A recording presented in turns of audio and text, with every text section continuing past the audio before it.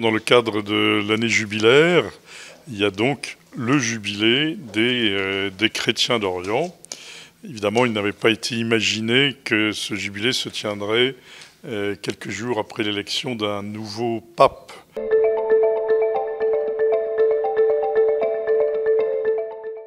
Je voudrais relever le très bel engagement de l'Église gréco-catholique en Ukraine, qui fait un travail remarquable, et aussi un petit peu d'unité dans le peuple ukrainien et d'apaisement par rapport à la communauté orthodoxe pro-Moscou, la communauté orthodoxe pro-Constantinople, voilà, l'unité de l'Ukraine. Et donc l'Église gréco-catholique ukrainienne joue un rôle extrêmement important, trop peu relevé.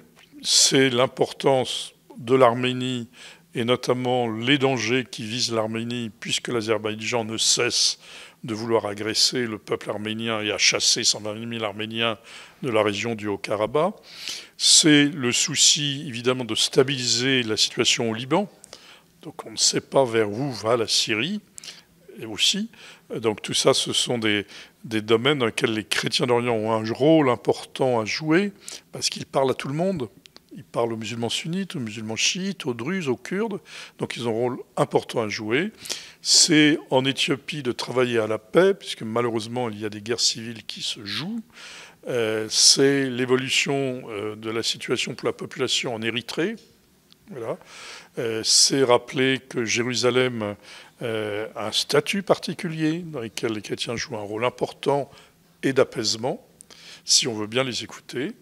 Vous voyez donc que les chrétiens, dans beaucoup d'endroits, ont à jouer un rôle important de médiation, de rappel des valeurs, de service social de la population, et je dirais de foi et de prière, puisque ce sont des chrétiens.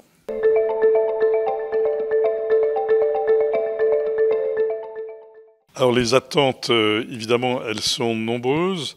Tout d'abord, le pape François, pour des raisons tenant à la situation politique de ces pays, n'avait pas pu se rendre au Liban et n'a pas pu se rendre en Syrie. Et il y a certainement l'attente d'un voyage du Saint-Père dans ces deux pays. Je pense que comme ses prédécesseurs, il souhaitera aller à Jérusalem. Et dans le contexte actuel de la Terre Sainte, évidemment, c'est une question importante. Après cela, il y a certainement une attente pour que les relations avec le monde musulman, qui ont beaucoup progressé. Elles sont nées avec Vatican II, je le rappelle. C'est pas simplement le pape François qui les a commencées. C'est le pape Paul VI et Jean-Paul II. Mais ça s'est développé avec le pape François. Sont des relations au niveau de responsables sur des opportunités de rencontres, de premiers pas. Voilà.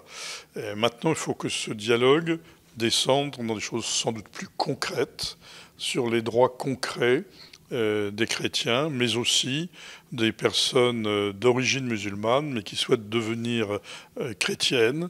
Il y a encore trop de difficultés dans ce domaine.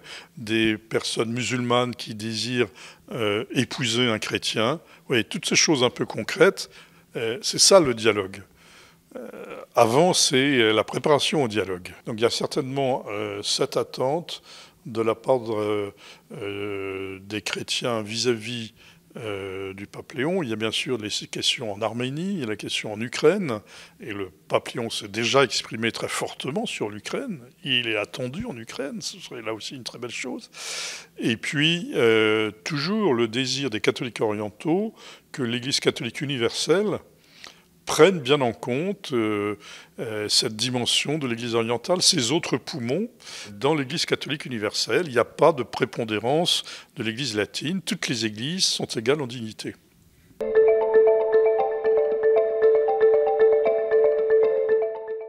Ceux qui vont à la messe le dimanche savent que depuis la fête de Pâques, nous lisons les Actes des Apôtres. Les Actes des Apôtres, c'est le récit des premiers chrétiens. Et c'est donc essentiellement le récit des chrétiens d'Orient. Donc il nous a semblé opportun de suggérer que le 6e dimanche de Pâques puisse être dédié à la prière avec les chrétiens d'Orient, donc pour les chrétiens d'Orient, mais aussi des chrétiens d'Orient pour nous. Puisque ce déploiement des Actes des Apôtres des premiers chrétiens, c'est aussi l'évangélisation du monde latin. et du monde grec, du monde latin. Par conséquent, il est important de tisser ce lien spirituel, notamment, mais pas exclusivement, à travers la Méditerranée. Nous appelons les familles, les paroisses, à avoir une intention de prière pour les chrétiens d'Orient.